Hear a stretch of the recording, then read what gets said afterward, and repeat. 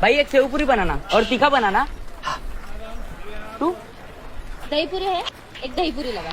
एक दही पूरी एक सेव पूरी, थोड़ा जल्दी बनाना।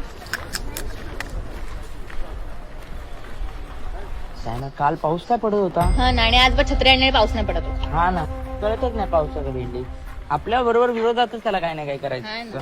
दादा तुमची शेवपुरी आणि दहीपुरी बनवतो थोड्या वेळात हा. भैया सुन मराठी, ये डर अच्छा लगा। तुम्हाला पण येते का मराठी? हम मराठी ही आहे। मग बोला ना मराठी। मी पण मराठीच आहे दादा। अहो नाही ते आम्हाला वाटलं की मराठी माणूस धंदा करू शकत नाही। तसं नाहीये, म्हणजे ठीक आहे रे दादा, दिवसभर धंदा करतो इथे। अर्ध्याहून जास्त लोक मला भैया समजतात, सगळे हिंदी बोलतात, कान तरसतात मराठी ऐकायला।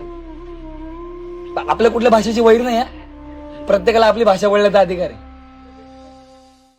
वाईट याचं नाही वाटत की ते हिंदी बोलतात, वाईट याचं वाटतं की ते हिंदी बोलणारे स्वतः मराठी असतात। कसं असतं ना दादा, आपल्याला आपली भाषा जपायची म्हणून आपण इथं अधिकार दाखवतो, मारहाण करतो, पण आपली भाषा जपणं आपलं कर्तव्य आहे हे आपण विसरूनच जातो। आपण कोणी माझ्या भाषेचा अपमान केला तर मी स्वतः 4 मुस्काटा तोडी, पण तो अपमान करणारा मी स्वतः एक मराठी माणूस असेल तो कोण मुस्काटात मारेल माझ्या? आणि मगाशी काय बोलला तुम्ही, ये डर अच्छा लगा।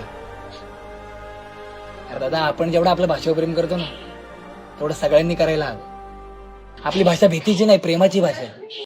आधी आपण ती जपूया, मग इतरांना सांगू।